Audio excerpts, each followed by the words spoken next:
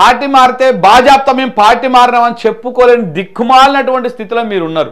Party మారలేదా? Gadwal Krishnamohan Reddy వైపు కండువా కప్పుకోలే, తెల్లం వెంకట్రావు కండువా కప్పుకోలే, చేవెళ్ళ ఆయన ఎమ్మెల్యే ఆయన కండువా కప్పుకోలే, పటాన్చేరు ఎమ్మెల్యే కండువా కప్పుకోలే, రాజేందర్ నగర్ ఎమ్మెల్యే, షేర్లింగంపల్లి ఎమ్మెల్యే వీళ్ళందరూ కండువాలు కప్పుకోలేదా అండి? ఎవరి చెవులలో పూలు పెడుతున్నారు? ఇక రేపు దానం నాగేందర్ కూడా నేను పార్టీ మారలేదని చెప్తాడు, కడియం శ్రీగారు కూడా నేను పార్టీ మారలేదని చెప్తారు.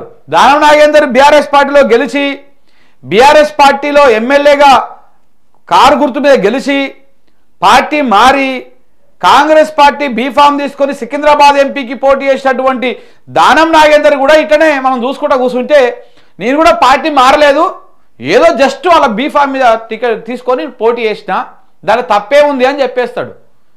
మనం కాలీఫ్లవర్లు చెవులో పెట్టుకొని చూడాలన్నమాట జనం. స్పీకర్ గారికి అయితే కన్ను కనపడవు, బేసిక్గా ఆయనకి ఇట్లాంటివి కనపడవు వినపడవు, ఆయన చాలా మంచిగా కూర్చుంటాడు అనమాట అందులో ఉత్సవ విగ్రహం లాగా.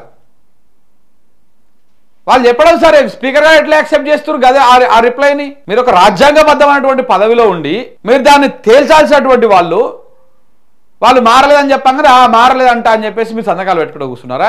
అసలు ఆ గౌరవం పోతుంది. స్పీకర్ చైర్ మీద ఉన్న గౌరవము, ఎమ్మెల్యేల మీద ఉన్న గౌరవము.